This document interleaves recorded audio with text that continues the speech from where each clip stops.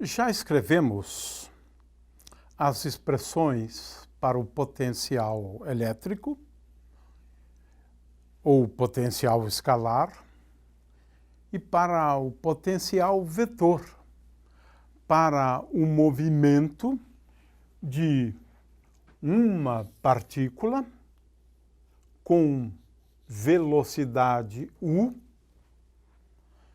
Nós já escrevemos a expressão para os potenciais de Leonard Vischer nessas circunstâncias.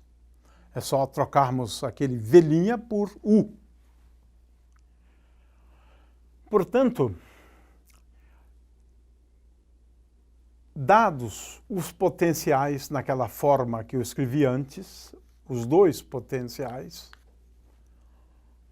o que eu devo fazer em seguida é determinar o campo elétrico.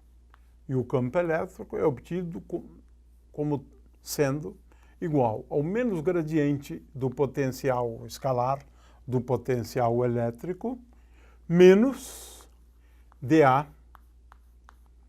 dt. O campo B, por outro lado, é igual a rotacional de A, onde V e A foram dados antes. São os potenciais de Leonard Vischer.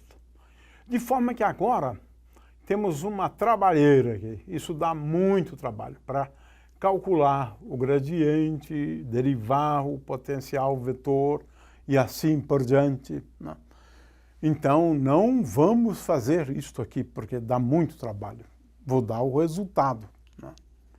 O campo elétrico, ele é dado essencialmente por dois termos.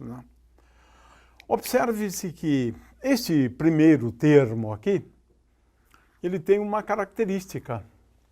Ele decai para grandes distâncias com 1 sobre r ao quadrado. Então, poderíamos dizer que esses campos são campos do tipo campos coulombianos, de forma que, para efeito da radiação, esses campos não são absolutamente nada relevantes. Podemos simplesmente desconsiderá-los. Agora, aqui, veja que eu tenho campos que decrescem quando R é muito grande, ou R tende para infinito, com 1 sobre R. Estes campos aqui, sim, estes campos são os campos que interessam. Então, esta é a solução que vai descrever a radiação eletromagnética. Veja-se que essa expressão é muito geral, ela é complicada, lembre-se da definição de Q, a definição de R, mas o fato é que a parte relevante descrevendo os campos de radiação está aqui. E o campo magnético? O campo magnético se pode mostrar que ele é igual a 1 sobre C, R sobre R, vetor B. B, claro, esse B aqui na realidade é B de R, ou melhor, R sobre R vezes E de R e T. De forma que essa expressão para o campo magnético. Se eu conheço o campo elétrico, eu posso determinar o campo magnético. Então, de agora em diante, a gente não fala no campo magnético, porque ele é sempre dado por essa expressão aqui. E a única parte que interessa está aqui. Ora, o que temos? Uma expressão válida tanto no regime relativístico quanto no regime não relativístico, que me dá a expressão para o campo elétrico quando uma partícula se movimenta com uma velocidade u e uma aceleração. Então vamos agora fazer uma análise desta expressão. Em primeiro lugar, o que nós temos aqui? Se o ponto for igual a zero, nós não temos radiação. Esse termo aqui, todo, se anula. O que significa isto? Se a partícula não estiver acelerada, ela não irradia. Ela só irradia se ela estiver acelerada. Essa é a primeira conclusão a qual nós podemos chegar a partir dessa expressão. A segunda conclusão, que eu acho também importante, né, é que se eu considerar movimentos tais que U sobre C, melhor, módulo de U sobre C, for muito menor do que 1, essas expressões aqui se simplificam. Por quê? Neste caso, eu posso desprezar esse termo. Nesse caso aqui, posso desprezar esse termo. Também nesse caso, lembre-se que eu posso colocar esse aqui igual a 1. Então, no caso não relativístico, as expressões, né, se simplificam. Estes termos são importantes se módulo de U for aproximadamente ou muito próximo de C. Aí sim, eu levo em conta efeitos relativísticos, não posso jogar esse termo fora.